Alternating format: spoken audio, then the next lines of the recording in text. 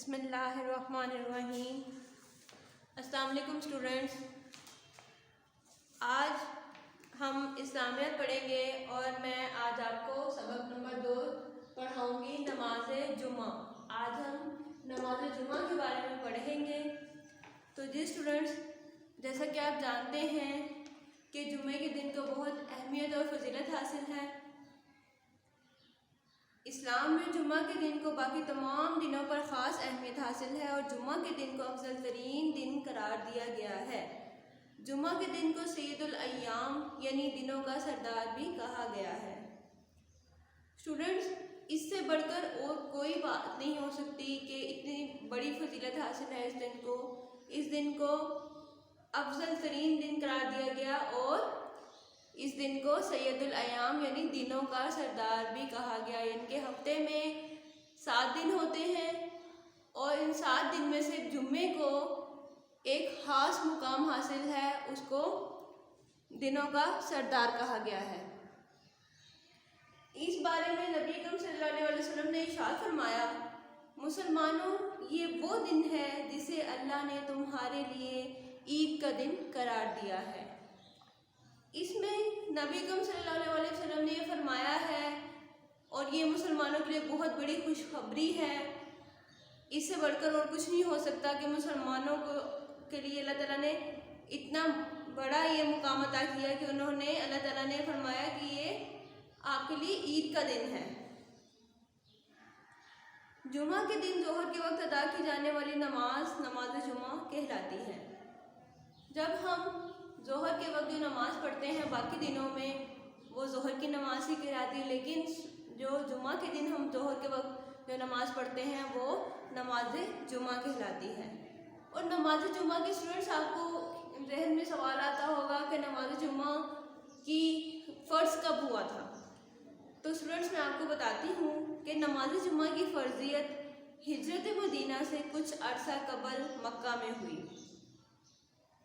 वो नमाज जुमा के जो फ़र्ज़ तब हुआ जब हिजरत मदीना से कुछ अर्सा कबल, जब हिजरत मदीना हुई तो मदीना से कुछ अर्सा पहले ये मक्का में ही फ़र्ज़ हो गया था।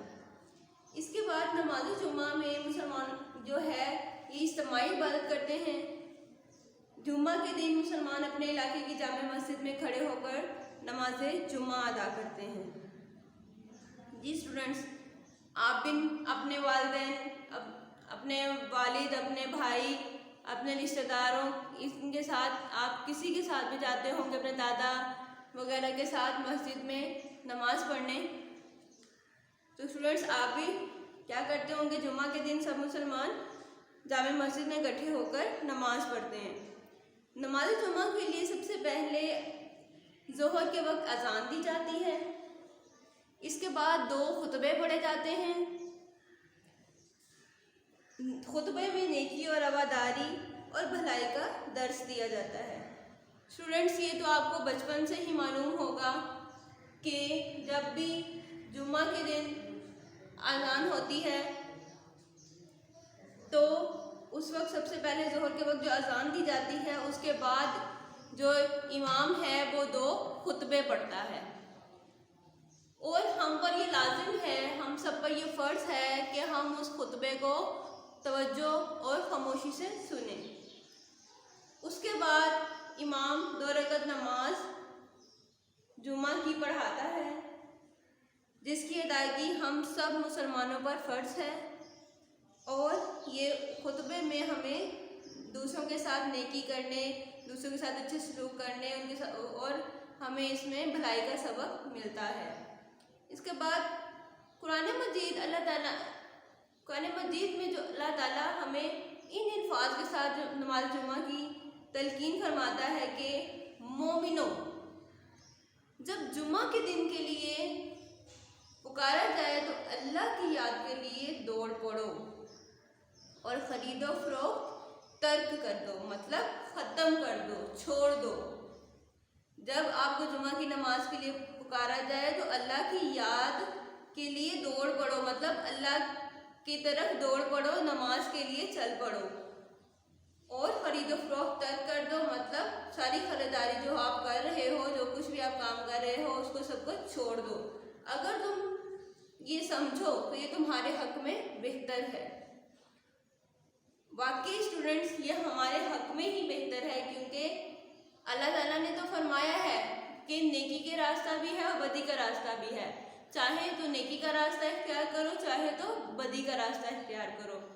लेकिन आप जानते हैं स्टूडेंट्स के नेकी का रास्ता जब हम इख्तियार करेंगे तो क्या होगा, हमें जन्नत मिलेगी और बुराई के रास्ते में हमें सिर्फ और सिर्फ दोज़ख मिलेगी।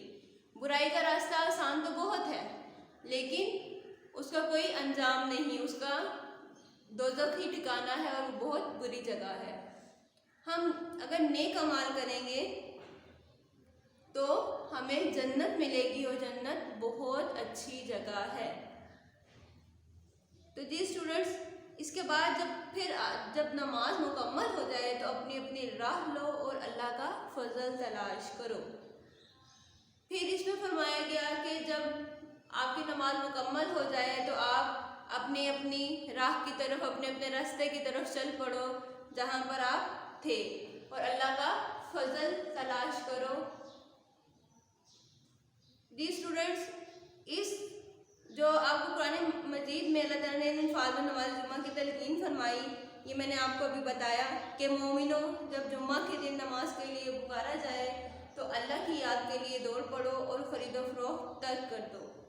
अगर समझो तो ये तुम्हारे हक में बेहतर है। फिर जब नमाज मुकम्मल हो जाए तो अपनी अपनी राह लो और अल्लाह का फजल तलाश करो।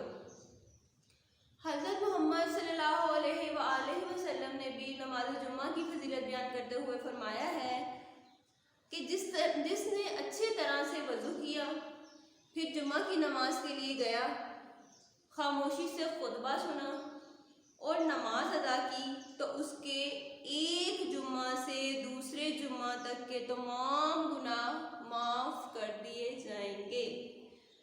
स्टूडेंट्स, कितनी बड़ी बात है, कितनी फजीलत की बात है कि हज़रत मोहम्मद सल्लल्लाहु अलैहि वसल्लम ने ये हदीस बयान फरमाई कि उन्होंने फरमाया कि जिसने अच्छी तरह से वज़ू किया, उसके बाद फिर वो नमाज जुम्मा के लिए गया, खामोशी से खुतबा सुना, फिर नमाज अदा की और इसके एक जुम्मे से लेकर अगले जुम्मे तक के तमाम गुनाह माफ़ कर दिए जाएंगे। तो स्टूडेंट्स, इस जुम्मे से लेकर अगले जुम्मे तक आपके जो भी गुनाह होंगे अल्लाह ताला उसको माफ़ फरमा देगा। इस कदर फजीलत हासिल है इस जुम्मे के दिन को कि इसके बारे में ये है कि अगर आप जुम्मे की नमाज़ पढ़ने के लिए जाओगे तो आपके एक जुम्मे से लेकर दूसरे जुम्मे तक के गुनाह माफ़ कर दिए जाएंगे।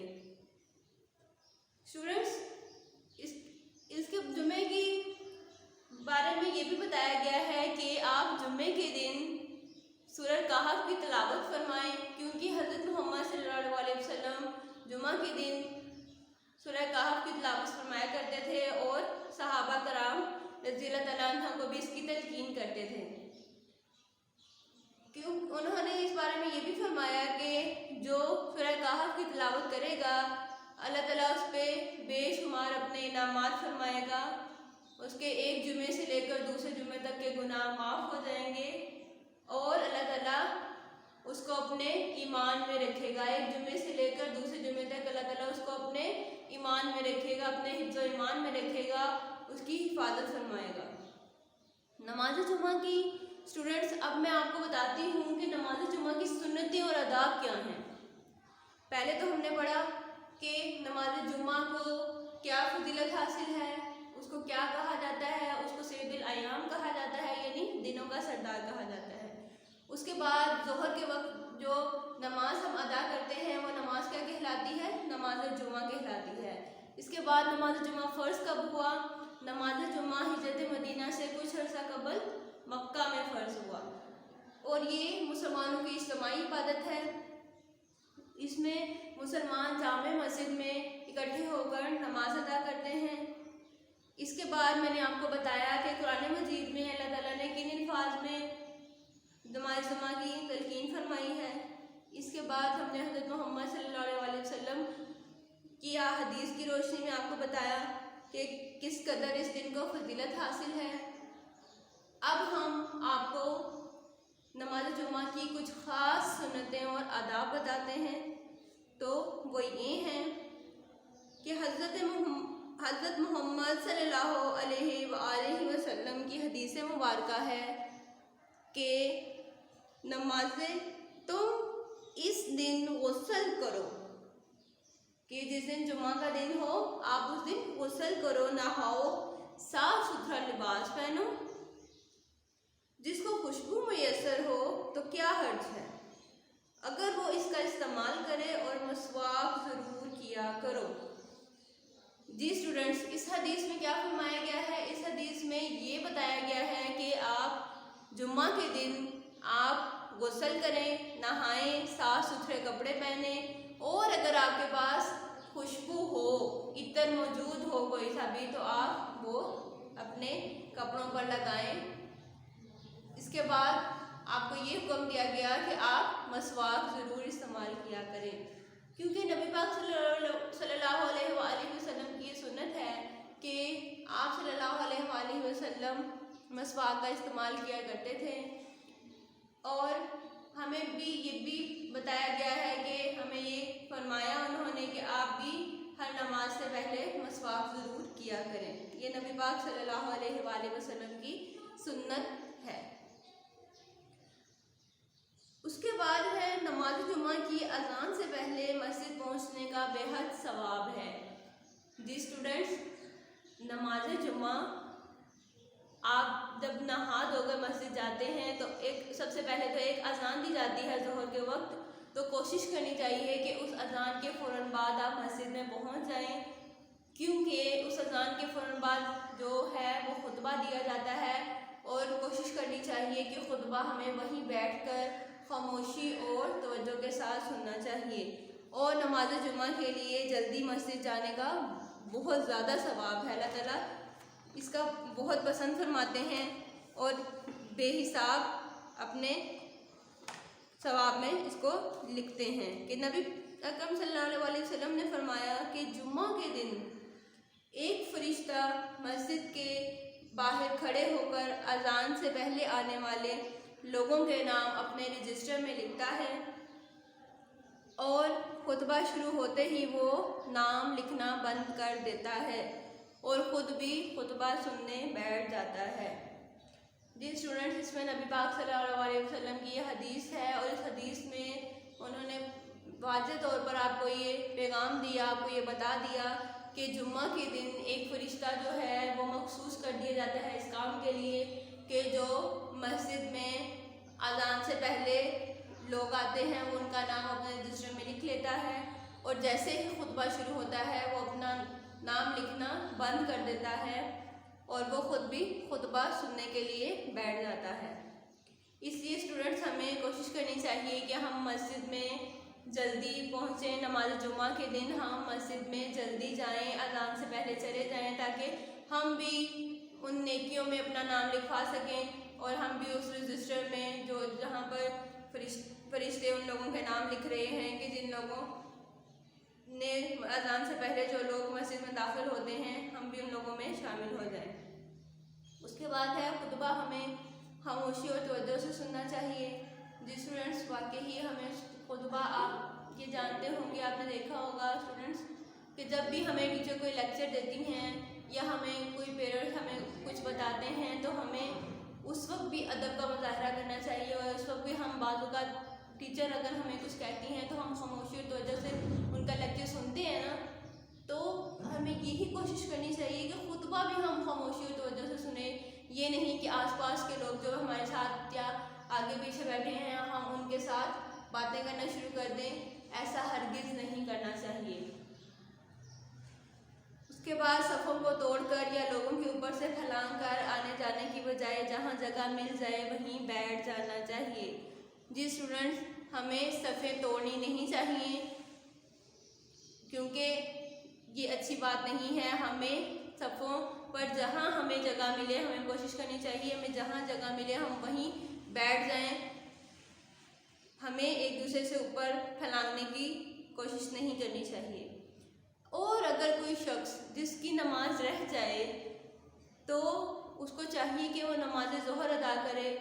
मतलब अगर कि वो जुम्मा की नमाज के लिए लेट आया है, वो लेट हो गया है, उसकी नमाज जुम्मा छूट गई है या वो निकल गई है, तो उसको चाहिए कि वो उस नमाज को तर्क ना करे बल्कि वो नमाज ज़ोहर अदा करे। तो जी स्टूडेंट्स, आपने देखा कि जुम्मा के दिन को कितनी फजीलत हासिल है। जुम्मा के दिन को बेहद फजीलत हासिल है। तो आज हमने इस चैप्टर में अपने नमाज जुम्मा के बारे में पढ़ा। अब हम इसकी एक्सरसाइज की तरफ चलते हैं कि हमारे क्वेश्चन आंसर इसमें कौन कौन से हैं और हम ये सवालात के जवाबात लिखते हैं। तो स्टूडेंट, सबसे पहले तो हमारा सवाल नंबर 1 है, वो है नमाज जुम्मा किसे कहते हैं। नमाज जुम्मा किसे कहते हैं। तो चलिए स्टूडेंट्स, हम इसके जवाब की तरफ चलते हैं कि नमाज जुम्मा हम किसको कहते हैं। ये मैं आपको बताती हूँ कि आपको मैंने पहले भी इस चैप्टर में बताया कि नमाज जुम्मा ज़ोहर के वक्त जो नमाज अदा की जाती है हम उसको नमाज जुम्मा कहते हैं। तो हम यहाँ पर लिखते हैं कि नमाज जुम्मा ज़ोहर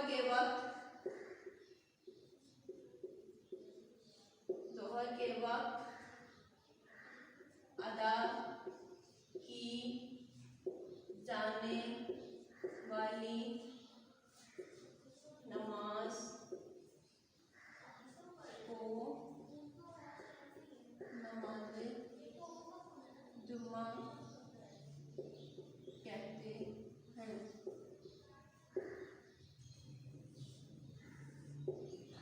इसके बाद हम सवाल नंबर 2 पर चलते हैं। सवाल नंबर 2 है हमारा, नमाज जुम्मा से मुतल्लिक नबी करीम सल्लल्लाहु अलैहि वसल्लम की एक हदीस बयान करें। तो मैंने आपको बहुत सी हदीसें स्टूडेंट्स आपको बताई, बहुत सी हदीसें सुनाई, इनमें से हम कोई एक हदीस लिखते हैं। इसका सवाल है, नमाज जुम्मा के मुतल्लिक नबी अकरम सल्लल्लाहु अलैहि वसल्लम की कोई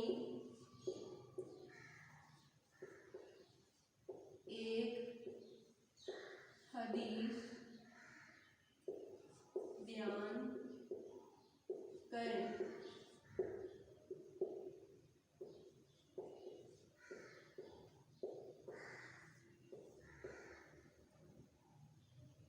तो स्टूडेंट्स, हम अपनी हदीस लिखते हैं।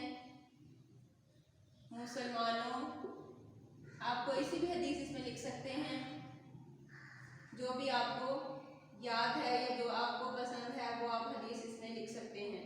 तो मैं ये हदीस लिख रही हूँ कि मुसलमानों, ये वो दिन है जिसे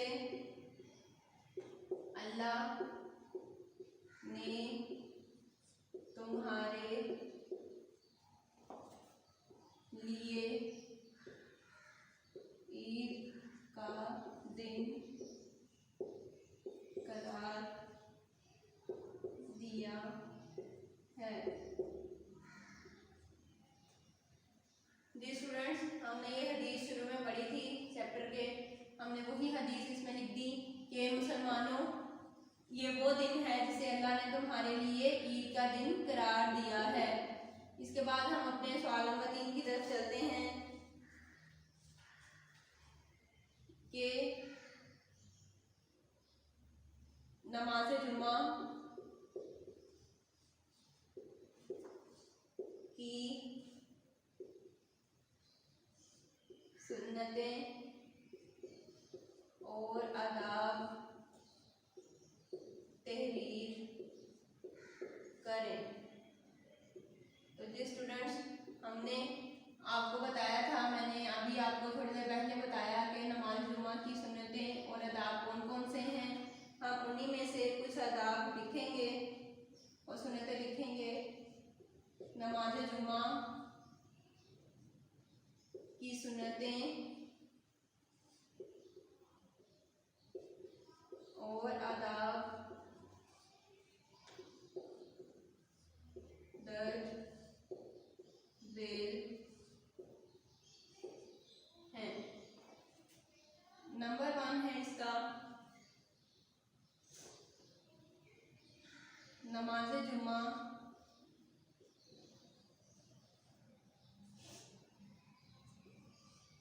की अज़ान से पहले मस्जिद में पहुंचने का बेहद सवाब है। जी स्टूडेंट्स, हमने अब ये क्वेश्चन ये पहले भी आपको बताया था नमाज जुमा की सुन्नतें और आदाब कौन कौन से हैं। तो पहला हम नंबर 1 उसमें लिख रहे हैं कि नमाज जुमा की अज़ान से पहले मस्जिद में पहुंचने का बेहद सवाब है। उसके बाद नंबर 2 है हमारा नमाज जुमा का खुतबा खामोशी और तवज्जो से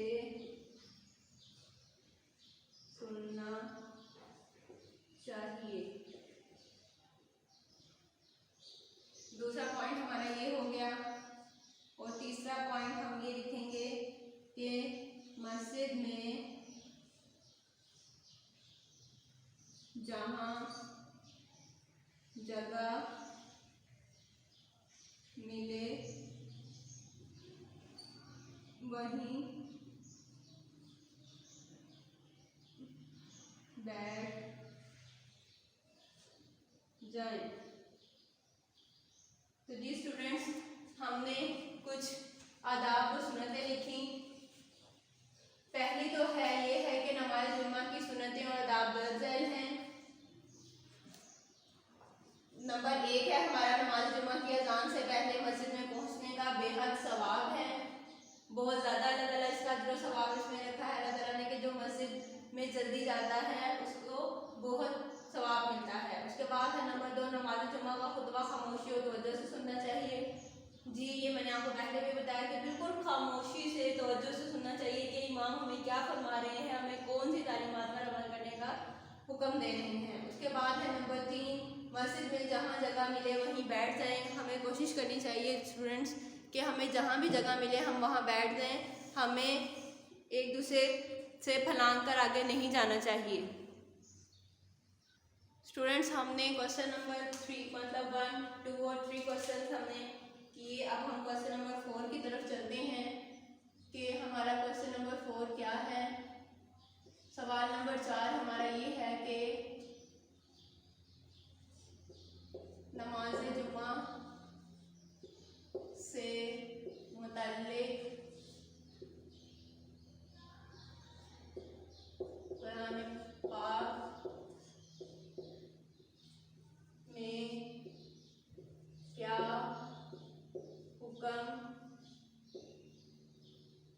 हुक्म मिलता है। तो जी स्टूडेंट्स, अब हम इसके जवाब की तरफ चलते हैं कि अल्लाह ताला ने, मैंने आपको शुरू में बताया था कि कुरान नमाज जुमा के बारे में अल्लाह ताला ने इन अल्फाज में तलकीन फरमाई है से मुतल्लिक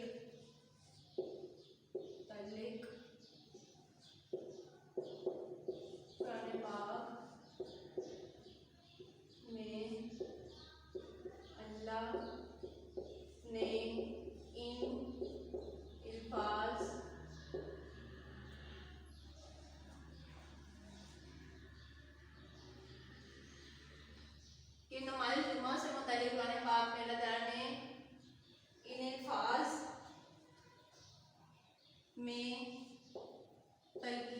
फरमाई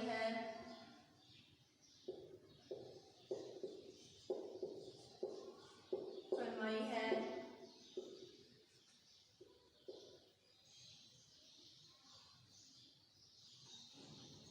मोमिनों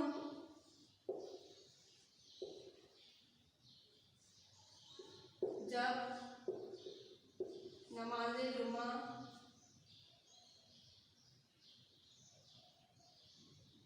मोमिनों जब जुम्मा के दिन नमाज के लिए पुकारा जाए तो अल्लाह की याद के लिए दौड़ पड़ो और खरीदो फरोख्त, मतलब जो कुछ आप खरीद रहे हैं उस वक्त जिस बात की भी आप जो भी काम कर रहे हैं उसको उस वक्त छोड़ दें। खरीदो फरोख्त तर्क कर दें, खरीदो फरोख्त तर्क कर दो। अगर समझो तो ये तुम्हारे हक में बेहतर है। फिर नमाज मुकम्मल हो जाए तो अपनी राह लो, मतलब अपने अपने रास्ते इख्तियार करो जिस रास्ते पर आपको जाना है, और अल्लाह का फजल तलाश करो, फजल तलाश करो।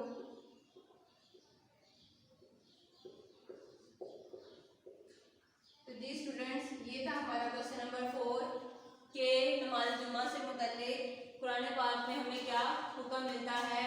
तो नमाज जुम्मा से मुतल्लिक कुरान पाक में अल्लाह ने इन अल्फाज में तलकीन फरमाई है कि मोमिनो, ए मुसलमानों, ए मोमिनो, जब जुम्मा के दिन नमाज के लिए पुकारा जाए तो अल्लाह की याद के लिए दौड़ पड़ो और खरीदो फरोख्त तर्क कर दो।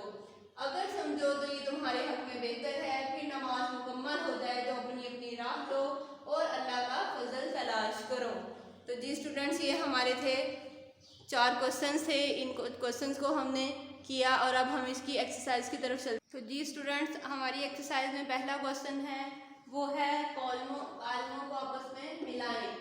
तो सबसे पहला है जुम्मा के दिन जोहर के वक्त अदा की जाने वाली नमाज क्या कहलाती है। जुम्मा के दिन हमने पढ़ा कि जो जोहर के वक्त नमाज अदा की जाती है वो क्या कहलाती है, वो तो नमाज जुम्मा कहलाती है। तो हम इसको इसके साथ मिला देंगे। उसके बाद है सैयदुल अय्याम। सैयदुल अय्याम किसको कहते हैं? सैयदुल अय्याम हमने पढ़ा था इस चैप्टर में कि दिनों के सरदार को बोलते हैं, जुम्मा के दिन को कहते हैं। तो इसके साथ मिला देंगे इसको। उसके बाद है हज़रत मोहम्मद सल्लल्लाहु अलैहि वसल्लम जुम्मा के दिन क्या करते थे?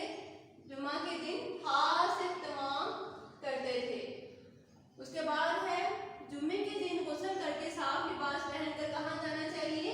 मस्जिद में जाना चाहिए। तो जी स्टूडेंट्स, ये हमने आज कॉलम की। उसके बाद अब हम अपने दुरुस्त फिक्रात और गलत फिक्रात पर आ जाते हैं। तो जैसे कि स्टूडेंट्स हमने पढ़ा था कि सैयदुल अय्याम यानी दिनों का सरदार हम किसको कहते हैं? इतवार के दिन को कहते हैं? नहीं ना, ये गलत है। हमने क्या पढ़ा था? हमने पढ़ा था कि सैयदुल अय्याम दिनों के सरदार को हम जुम्मा के दिन कहते हैं। तो ये गलत है। उसके बाद है नंबर 2 हमारा नमाज जुम्मा के लिए असर के वक्त अजान दी जाती है। रॉन्ग। असर के वक्त दी जाती है? नहीं ना स्टूडेंट्स, ये गलत है। हम जोहर के वक्त अजान दी जाती है। ये गलत है। जो हमारा फिक्रात है ये गलत है। इस पर क्रॉस का निशान लगाएं। नंबर 3 है नमाज जुम्मा के खुतबे के बाद 2 रकत नमाज अदा की जाती है। जी, नमाज जुम्मा के खुतबे के बाद जो इमाम है वो 2 रकत नमाज पढ़ाता है, ये दुरुस्त है, बिल्कुल ये हमने पढ़ा, ये दुरुस्त है। उसके बाद नंबर 4 है मुसलमान जामे मस्जिद में इकट्ठे होकर नमाज अदा करते हैं। जी स्टूडेंट्स, ये बिल्कुल ठीक है, जामे मस्जिद में ही सब मुसलमान जो हैं वो इकट्ठे होकर नमाज अदा करते हैं। उसके बाद है नमाज जुम्मा में 4 खुतबे पढ़े जाते हैं। नहीं ना स्टूडेंट्स, आपने तो पढ़ा था कि 2 खुतबे पढ़े जाते हैं, तो ये रॉन्ग है, गलत है ये। उसके बाद है सही जवाब का दायरा लगाएं। जुम्मा के दिन को हम क्या कहते हैं? जुम्मा के दिन को हमने पढ़ा कि हम सैयदुल अय्याम कहते हैं, दिनों का सरदार कहते हैं। नमाज जुम्मा में खुतबे 2 होते हैं, 2 से ज़्यादा नहीं होते। उसके बाद नेकी, रवादारी और भलाई का दर्स कब दिया जाता है? नमाज जुम्मा के खुतबे में दिया जाता है। सैयदुल अय्याम के मायने क्या है? दिनों का सरदार। उसके बाद नमाज जुम्मा का खुतबा सुनना चाहिए, किसके साथ सुनना चाहिए? घर में खामोशी और तवज्जो से, या फिर स्कूल में? तो खामोशी और तवज्जो से सुनना चाहिए। उसके बाद है हमारा लास्ट जो है वो है नमाज जुम्मा मुसलमानों की कौन सी इबादत है? इज्तिमाई, फर्जी या नफली? तो हम बताएंगे कि ये हमारी इज्तिमाई इबादत है। तो स्टूडेंट्स, आज हमने नमाज जुम्मा के बारे में पढ़ा कि नमाज जुम्मा में जुम्मा के दिन को कितनी फजीलत हासिल है। उसके बाद ये फ़र्ज कब हुई, नमाज जुम्मा की नमाज फ़र्ज कब हुई। उसके बाद उसके बारे में कुछ हदीस हमने बयान की, और जो अल्लाह ताला ने कुरान पाक में हमें तलकीन की वो हमने आपको बताया। उसके बाद हमने कुछ सुन्नतें और आदाब पढ़े, फिर उसके बाद हमने इसके सवाल जवाब किए, फिर उसके बाद हमने उसकी जो मश्क थी वो भी हमने आज की इस वीडियो में। और मुझे उम्मीद है कि आपको ये वाला चैप्टर बहुत अच्छी तरह से समझ आ गया होगा। नए चैप्टर के लिए हम नई वीडियो में आपसे मुलाकात करेंगे। तब तक के लिए अपना बहुत ख्याल रखिएगा। अल्लाह हाफिज़।